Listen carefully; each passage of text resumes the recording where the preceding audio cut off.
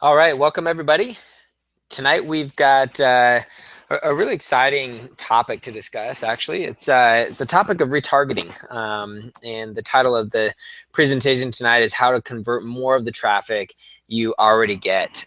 So you might be aware and familiar with retargeting or remarketing, as it's sometimes called, and you may not be. It's something that really evolved years ago. This is not necessarily a new concept, but it seems to be really taking center stage these days in a lot of online marketing conversations. If you attended last week, the Traffic and Conversion Summit, I was there, and I know many of our members were there. I mean, if you attended that event, that conference, you know that a lot of the presentations were centered around retargeting, which is very interesting to me because, like I said, this is not a new concept.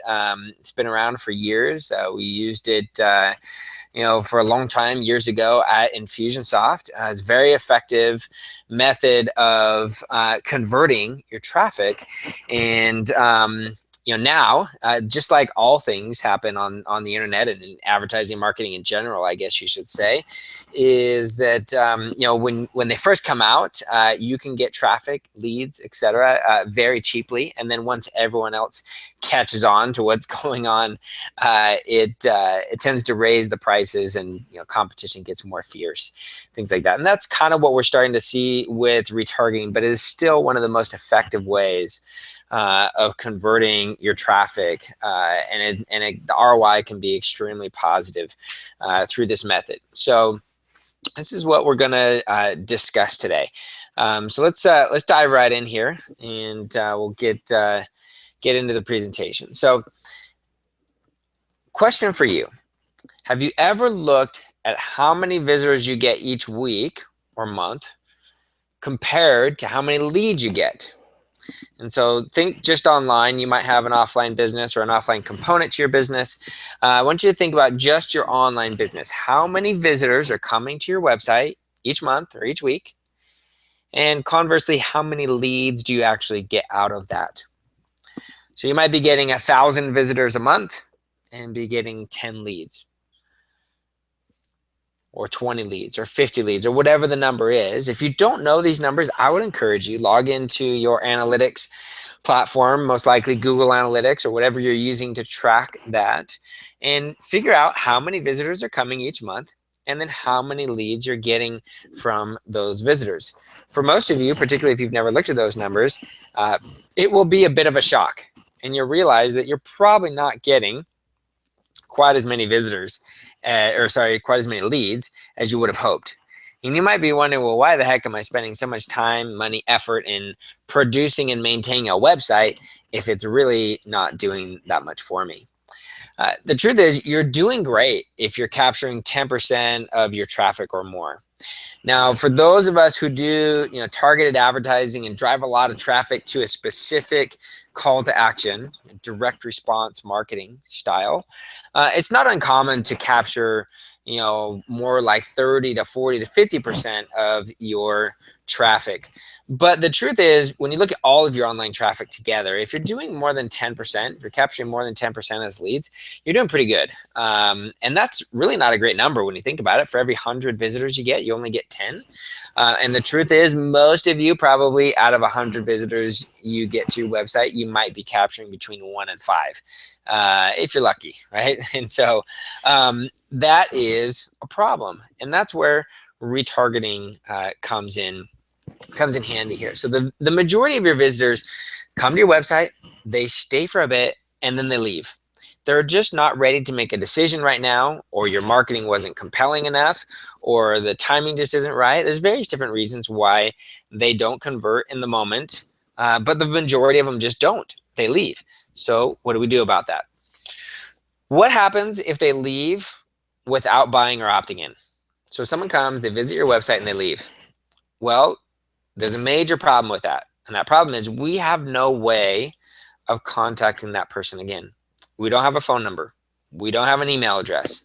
We have no way to reach out to them. And so this might have been a person who searched your perfect keywords. They're an ideal client. They ended up on your website. They're interested. They may have even browsed all over your website. and then for whatever reason they left. They might be checking out competitors. They might just not be ready to make a decision. Either way, they left. And now we just lost a good person and we have no way to follow up with them. Of course, your website should be designed to capture those leads as efficiently as possible. If not, then there's work to do there. But still, again, people are going to come for whatever reason, not opt in, and they leave and we have no way to follow up with them. So this guy comes and he visits the website, he hangs around for a little bit, and he leaves and he's gone. No trace of him ever being there. We don't have information, and that guy is lost and gone forever. So introducing retargeting, and we're going to cover how this works and why we should use it, and some pitfalls to watch out for. So have you ever felt like you were being followed on the internet is really the question. So you visit a website, you could go do it right now.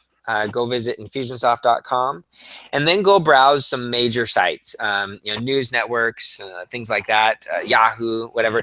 You're likely to see banners for Infusionsoft. And it feels like wherever you go, you're seeing banners for that company.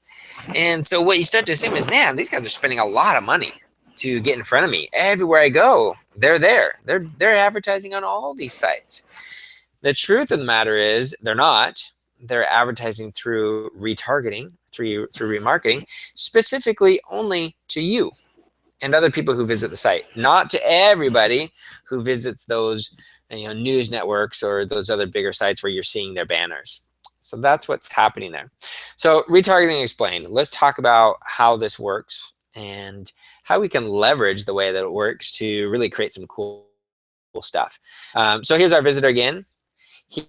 He comes to our website and he arrives there. And when he does, what happens when you do remarketing or retargeting is he gets a cookie. So we've represented that here with a little cookie. And that's just a cookie. It's a little, little piece of data on your browser, on your web browser. It gets stored in your web browser and stays with you. So when he leaves now, that cookie stays with him. And so wherever he goes, that cookie is now, that little piece of data is in his browser attached to him. So any other websites that he visits now outside of our own can recognize that he has that cookie. Okay. So let's back up. Let's say he came to our site and now he left and he went to CNN.com. So now he's got that cookie still, and he comes to CNN.com and he's browsing around. He's checking out the information, and CNN recognizes, hey, he's got the cookie. And then CNN shows the banner specifically for our company or our offer or whatever. And so that banner now shows up. And so if it were my company, that would be a box out marketing banner. If it were Infusionsoft that you visited and you now go to CNN.com, you'd see an Infusionsoft banner. And so that banner shows up because he had that cookie. If he didn't have that cookie, then he'd just see random banners. Okay. And so that is the basics of how that works. Now, let's say that person goes and they go to CNN.com, that banner shows up and they click on that banner. It brings them right back to our website here. And that cookie is still there. So how is this measured? Let's talk about that for a moment here. So there's a bunch of different measurements that we see on the internet, and particularly with remarketing. So let's just say we've got 4 different banners that we're running. You see those banners on the left, banner A, B, C, D. They each have their own metrics. And so the first metric that you'll typically see is number of views or number of impressions. That's just how many times was that banner shown to somebody who came to our website and got the cookie and then left and then browsed around on other websites and saw our banner. So how many times was it actually served up, or was it shown to people? Okay. The next metric is clicks. How many times was that banner actually clicked on? Okay. And then you've got VTC, which is view through conversions. So when someone clicks, we're taking them to a page where they're going to opt in or buy something. And that action is called a conversion. Okay, so let's just talk about opt-ins here. We're going to drive the traffic to a page for where we're offering a free report. And when they fill out the form for the free report, we call that a conversion. And so you have clicks, which is a raw number of clicks. And then you would typically have also a raw number of conversions. So we got 34 clicks. And let's just say out of that, we got 10 conversions. Okay. We would also have then a VTC, which is a view through conversions, and then CTC, which is click through conversions. The reason I bring this up is because this is one of the areas where remarketing companies will get you to believe that your conversions are much better than they really are. And they'll get you to believe that their platform and the advertising that you're doing through them is far more effective than it really is. Now, is it still effective? Yes, but I want you to understand what these numbers really mean. Okay. So when someone leaves your website and they have that cookie and they go onto somebody else's site and that banner is served up, that's called a view or an impression. Even if they don't click on that banner, the remarketing companies are measuring that and saying, okay, we've got a view.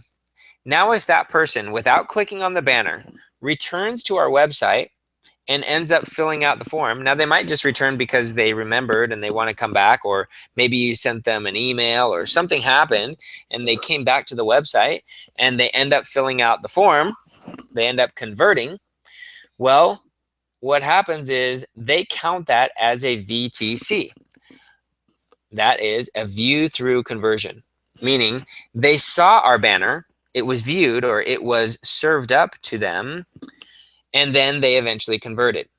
Now, in my opinion, those conversions are not valid, or I should say, I don't count them towards the remarketing conversions.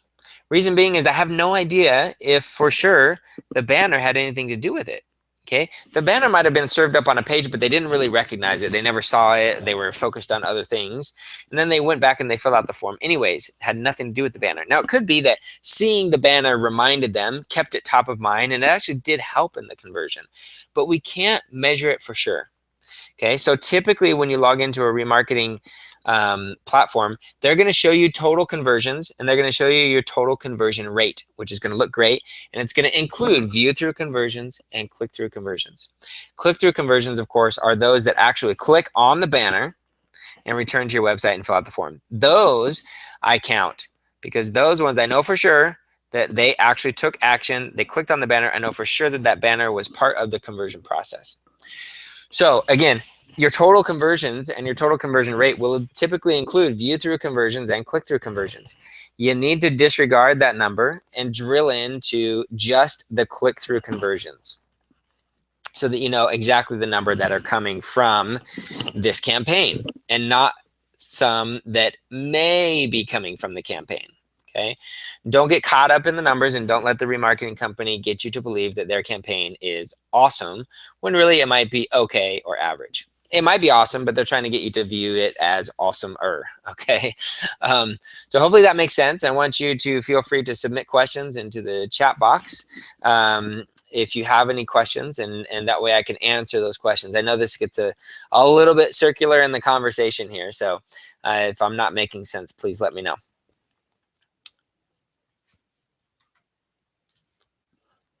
Okay, so let's move on here. So let's get fancy with this just a little bit. So let's just say that we've got 3 different web pages here.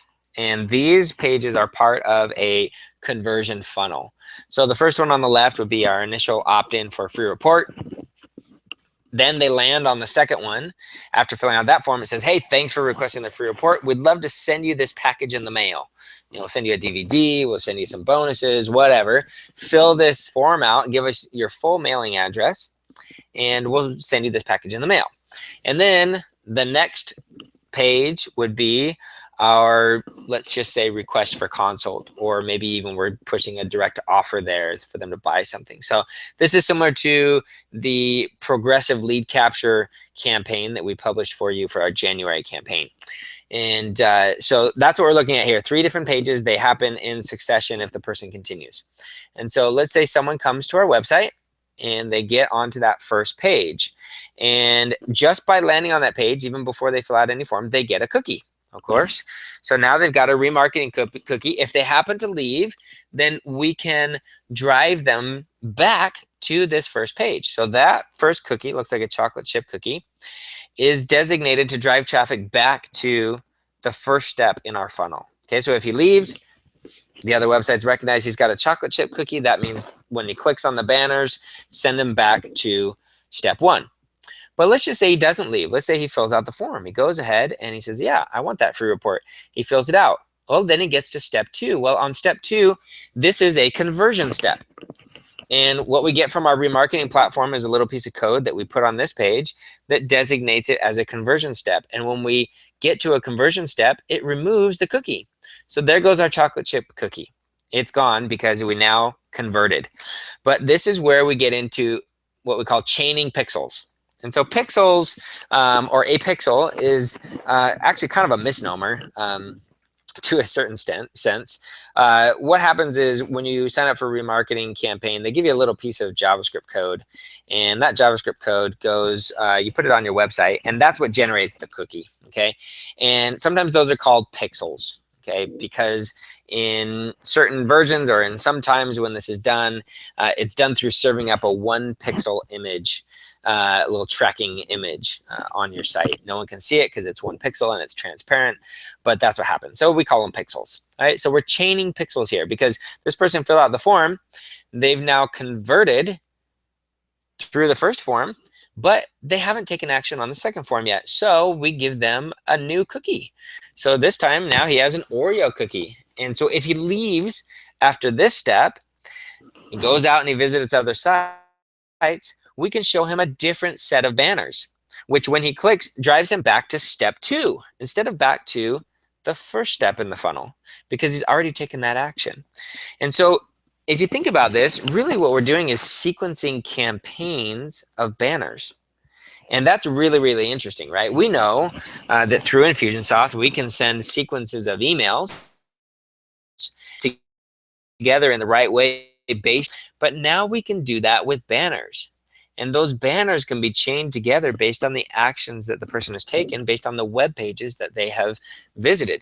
They don't even have to fill out a form, by the way. These could just be clicking from page to page to page. And it's removing 1 cookie and setting another cookie so that based on the last action they took when they leave, we've got a cookie with them that will encourage them through our banners on other sites to come back and take the next action. So now, of course, if he fills out the step 2 form and goes to step 3, there he is, and that's a conversion step. And so we remove the Oreo cookie, and we could then apply another cookie, and that can continue to be chained forever and ever. Now, the great thing about remarketing is you don't pay for giving people cookies. You pay typically for when people click on your banners. All right, so you don't even have to pay for the banners to show up. You just have to pay for when people click. So if this guy goes through all the steps and he gets those cookies along the way, but he just goes ahead and converts on his own, we'll never pay for that. Okay, but if he happens to leave at any point in time and he goes out and he sees banners and he clicks on them, we pay when he clicks. If he sees all those banners and he doesn't click on them, but they actually influence his behavior, which is, like I said earlier, is very hard to track. But if it influences behavior, that's great because we don't even pay for that. We only pay when he clicks. Okay. All right. So where can I go to do this kind of thing? Where do you do remarketing? All right. Well, your standard platforms, Google. So go to Google AdWords. If you have a Google AdWords account, you can set up retargeting or remarketing there. You can also do it in Facebook, which is great because when people come to your website and they see your stuff, and then later that day, they are most likely going to end up on Facebook for some reason or another. And so you can follow them onto Facebook with your banners. Okay. And Google has a wide range of sites that it works with through the AdSense platform and through their major advertising platform. And so Google has a very wide reach across a bunch of different sites. Facebook, they're only going to see the ads on Facebook, on the Facebook platform itself. But, of course, Facebook has a very wide reach of people. And then, of course, there are there are companies that specialize in doing remarketing campaigns. And one of the big ones is called AdRoll. There are a bunch of companies out there that do this, and you can go check those out and search them on Google. AdRoll is a very common one. And the way this works is AdRoll goes out and does deals with advertising companies or some of them go direct to websites and do the deals with the websites. Basically, they're buying and selling advertising space. So they buy the advertising space and then they sell it back to you through your remarketing campaigns. Okay. AdRoll also will run your campaign in Facebook. So if you wanted to kind of reach a very wide audience and do it through Facebook and only have one place to do it, you could do it through AdRoll. Okay. I typically don't recommend doing AdRoll for most people because you can just go into Facebook yourself and do it and not have to pay AdRoll in the middle. And you can go into Google AdWords yourself and do it without having to pay AdRoll. They're basically just taking a slice off the top as they do that. They do have other networks that they tap into that you can't reach through Google and Facebook. But I would say for most businesses, Google and or Facebook are good places to start because you can start with a very low budget and you can reach a pretty wide audience. And then if that shows success, then of course you could go into other ad platforms like AdRoll and continue to roll out that success. Okay, so what does it cost to do this? Well, it depends. These campaigns typically run on a CPC or a CPM basis. So CPC is cost per click. Like I said, in those situations, you only pay when people click on your banners. Or a CPM basis. CPM is cost per thousand, and that's cost per thousand impressions or views. Okay, I typically don't run campaigns on a CPM basis unless I know already, because I've measured, that they're going to convert in a way that's positive. So typically you're going to start on a CPC basis, so you're only paying for clicks. Okay, and then the networks are typically going to charge you based on the competition in your particular arena, in your particular category and types of products and the sites that you want your ads to show on and the competition for those different sites. So there's some pretty sophisticated algorithms that go into figuring out what you're going to pay there. If you do it through Google AdWords and Facebook, it's similar to just regular Google AdWords and regular Facebook advertising, where it's done kind of on a competitive basis. If you're willing to pay more, then your ads will show up more. If you aren't willing to pay as much, then they're going to show other people's ads first and then yours later. And that kind of thing. So the great thing is it usually costs a fraction of normal advertising. If you just want to go out and put banners out there normally, or do some pay-per-click advertising through Google AdWords, the retargeting costs a fraction of that. It's typically anywhere between 5 to 20% of regular advertising, sometimes less, sometimes more. That's kind of the range that you're dealing with. So it's quite a bit cheaper. Okay. But I want you to be aware of and really make sure you avoid this important pitfall. Because remarketing is so much cheaper, I see people all the time misunderstanding and misrepresenting their ROI. So let's just say you've got traffic coming to your website and you go and run a remarketing campaign and you spend $100, and from that campaign you get 10 leads, and one of those leads purchases a $1,000 product. Okay, great. So now you've got an expenditure of $100, revenue of $1,000. So you're going to say, hey, my ROI was 10 times, right? It was 10 times ROI, 10x. I spent 100 and I got 1,000. I'm going to do that all day long. Okay, that sounds excellent. What people forget to do, though, is realize that the remarketing costs, or the cost that you spend on your retargeting campaigns, is an expense after you already got the traffic, right? Because they have to show up on your website first to get the cookie and then leave, and then the remarketing campaign starts. And so what did you spend to get that person to your site the first time? So you might be running a totally separate pay-per-click campaign where it's running in the negative, and maybe you spent $100 and got nothing out of it.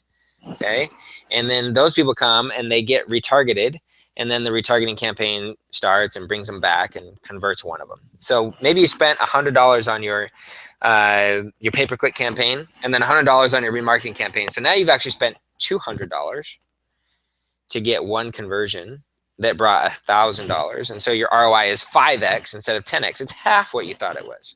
Okay, and it may or may not be that drastic in your particular situation, but it's important to remember that you typically already have an expense to get the traffic there, unless you just have a ton of organic traffic, which might be the case. So the true ROI of retargeting should include the cost of acquiring the first visit. This is a really, really important point. If you want to get fancy with it, then what you should be doing is looking at your traffic driving campaigns, those initial campaigns. Look at how much you spend on those. Look at the number of leads you get from those, and then subtract, do the math. How many visitors did we get? Minus the number of leads we got. So say we got 100 visitors and we got 10 leads. And we've got 90 visitors that left, that didn't convert. Those are 90 potential candidates for our remarketing campaign, right? And so take the expense that you spent. You could even just, prorate it. Say you spent $100 to get 100 visitors and 90 of them left and didn't convert. So now we'll just prorate that. So we spent $90 to get 90 visitors. Okay. I would carry forward that $90 into the ROI analysis of my remarketing campaign. I wouldn't include the other 10 because that other 10 brought in 10 leads that converted and never got remarketed. Okay, so hopefully that makes sense. But that's the way I look at the true ROI of retargeting, so that you're not fooled by the numbers. Again, this is an area where I've seen people get really excited about their remarketing campaigns and just start pouring money into it before they realize actually that's not creating quite as many customers as we thought it was. I've seen people really be burned with this.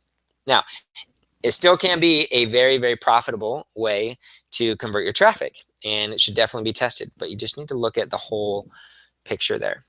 So here's your homework from today's webinar. What I want you to do, if you haven't done this before, is choose a retargeting platform and test it out. I would suggest that Facebook and Google AdWords are the easiest places to go try this out. If you're familiar with Google AdWords, that's the place to go try it out. If you're familiar with Facebook, that's the place to go try it out for you. Go to wherever you're familiar with and try it out there. Okay, I wouldn't go jump into a totally new platform if you've never done this before. I would go to the platforms that you're familiar with and try it out there and see how that goes and measure the ROI. Now, the key here is to make sure that you are doing your remarketing campaign on a direct response funnel. What does that mean? Well, that means I want you to apply your cookie to people on a page where they are coming to get more information about something. So it might be your homepage. It might be a landing page, a squeeze page. You can even apply the cookies on blog pages and things like that. But when they click the banners and it brings them back, that should bring them to a conversion page. Okay, that should bring them to a page where there is one clear call to action. And typically we call these a squeeze page or a landing page. You want to bring them to one of those pages, or if you're doing low cost e-commerce type stuff, you could bring them straight to an offer where they might buy. But the key point is bring that traffic back, not to your homepage, not to a blog page, bring it back to a page where they can take action. That action is clear, the offer is compelling, and there's a reason for them to take that next action. Okay, that's going to give you your best opportunity for actually getting a return out of this campaign. Then once you've run a test, and you could throw a budget of it of $50, $100, whatever you want, something low, and just run it for a few days and see how it goes. And when you're done with that, I want you to report back in the Facebook group. So log into the Facebook group, the Double Your Sales Club Facebook group, and just post a message there and let us know how your remarketing test went. Let us know what you did, what the results were, and if you plan on continuing to do it. Okay, so that's it. I forgot to mention our guest speaker for tonight wasn't able to make it, so that's why I'm presenting this information. The topic was the same, and I've done a fair amount of this myself, so I feel fairly qualified to have this conversation with you. But I wanted to keep it fairly simple. Obviously, this can get complex, and maybe we can get into deeper conversations in the Q&A session now, or in a future webinar where we can go in more detail into it. But I know from talking with a lot of you that most of you have not done a whole lot of remarketing. So I wanted to keep it fairly basic and help you understand the concept and know what your next steps are so that you can try this out. Definitely would recommend this is something you should be testing in your business. Pretty much every business, anyone who has a website should be testing this. Now, if your business is completely offline, obviously you can't test it. But if you've got traffic coming to your website, this is absolutely something you should be looking at. Is it going to be, the end all be all? Is it going to save your business from the depths of despair? Is it going to grow your business to 10 million and beyond? No. Alone, it will not. But it is another great tool that you should have in your arsenal. So thanks so much for attending. I'm happy to spend a few minutes here with you guys on questions. So what do we have here? Glenn has a question. How often do you suggest changing your banner ads? FYI, if you want to use AdRoll, you have to have a privacy policy on your website before they will launch your campaign. Yeah, that's right. And really all of the platforms have various different criteria, and you can see those criteria when you sign up for your account and when you try and run a remarketing campaign. So oftentimes Google will require you have some kind of navigation, that you have a privacy policy, things like that. AdRoll will also require those things as well. So how often do you suggest changing your banner ads? Glenn, I change them as often as they need to be changed. That's the answer. And how do I know how often they need to be changed? Because response starts to go down. If you've done much advertising, then you know and you're familiar with the fact that when you launch new campaigns, they tend to get a certain amount of response right out of the gates. That may kind of fluctuate up and down for a little while, but then eventually all ad campaigns tend to start to slope off. Okay, so general rule of thumb is when you start to see that trend downwards, I will give it down to the point where it's, usually I've dropped 20 to 30% from the original baseline. And at that point, that tells me it's time to change. So once I'm down 25, 30%, time to change it up. Okay. Why does this happen? Well, there's a whole bunch of reasons, and some of them are not explainable. But the ones that are explainable is, there's a finite audience out there. For example, we'll talk about the two different ways that this happens. In Facebook, you have an audience that you're targeting, right? You go in and you put your criteria, and it'll tell you how many people are in that audience. So you might put in your criteria and it says, okay, there's 20,000 people that match that. And so if you run the ad, it's being run to those same people. Okay, those people aren't changing. They are the people that met the criteria, and you're running that same ad to them. So there's what we call banner fatigue or ad fatigue, where the same people are saying the same thing over and over and over, and they start to ignore it. Okay, so that's one of the reasons. In a search environment, it's different because you get new people searching all the time. And so the ads actually tend to last a little bit longer if they're effective in a search environment, or in like a Google Google remarketing scenario, because those ads are being pushed out through their content network all over the place, which all those sites are continually getting new and fresh traffic all the time. But again, eventually the audience starts to recycle itself. Or all the people that have searched, and so eventually that dries up. So all ad campaigns will have a shelf life, and you just need to be aware of that and watch it. And again, I just watched that trend, and once I'm down 25 to 30% or so, that's a signal to me that it's time to swap it out. Now, if that campaign is like ultra ROI positive, being down 20, 30% may not be a terrible thing. It might be that I'm still making money when I drop 80%. I might leave that one going and start another one and let those compete against each other. And so that's another way to approach it as well. Okay.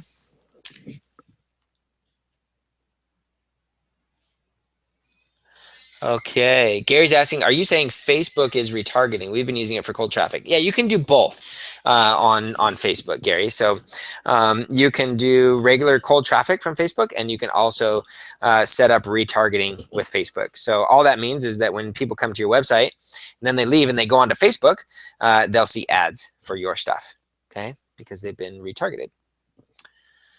All righty. Mark says, from perfectaudience.com, it states, we charge on a CPM basis and all campaigns are prepaid for self-service customers. What does this mean, and do they mark it up to get paid? Yes, yes, and yes.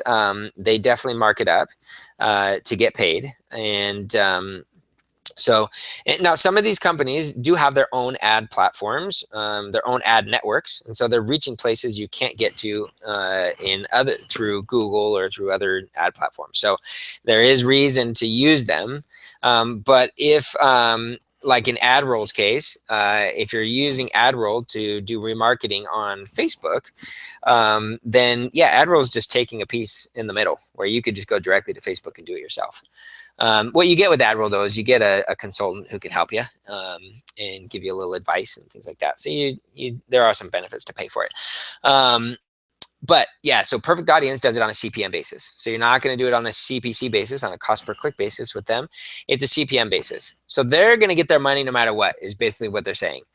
We don't care if your ads are terrible or if they're really good, if lots of people click on them or nobody clicks on them. You're going to pay us to run this ad. Okay. And so you pay for the impressions, CPM. You're going to pay cost per 1,000 impressions or 1,000 views.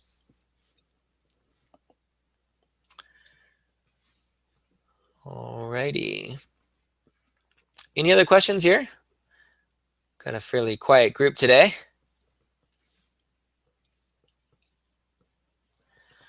Give you just a couple more minutes to see if you come up with any other questions. If not, we'll go ahead and wrap this up here.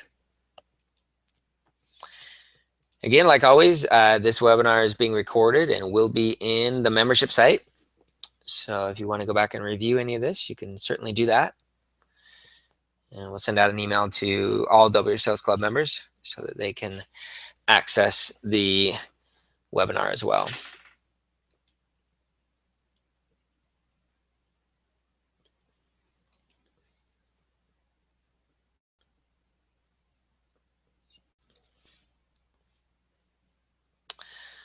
All right, looks like we don't have any other questions. Getting some comments. This was great. Thanks a lot. Appreciate it. All that kind of stuff. So thank you guys. It's good to have you on and always good to connect with you.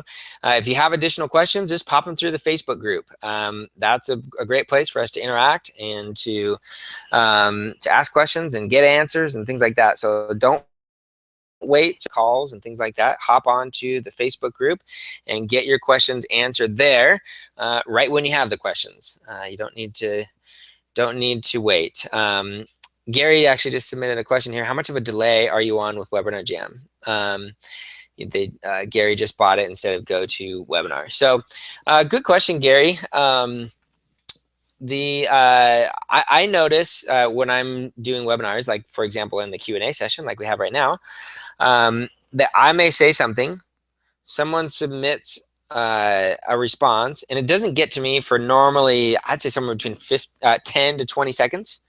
Okay, depends on the internet speed. So there's a delay between the time that I speak and the time that you hear it. And then when you respond back in the chat actually comes through immediately. So I get your chat right away, but you're getting my broadcast a little bit delayed. Now, Hangouts, of course, are live. So none of you are logged into the Hangout itself. You're basically watching the Hangout broadcast.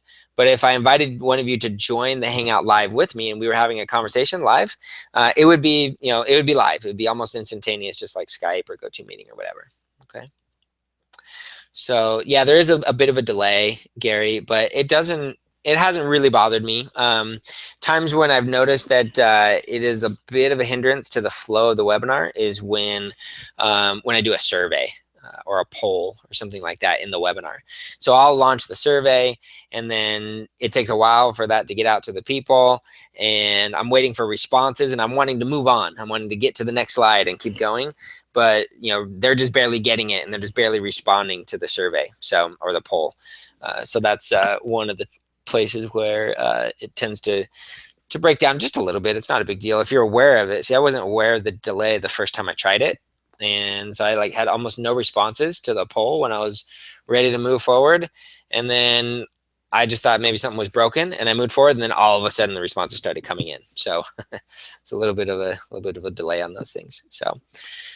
Alrighty, I think that's it. Let's go ahead and wrap up. Thanks everybody for attending. And again, we'll put this into the members area as soon as possible. Thanks, we'll talk to you soon.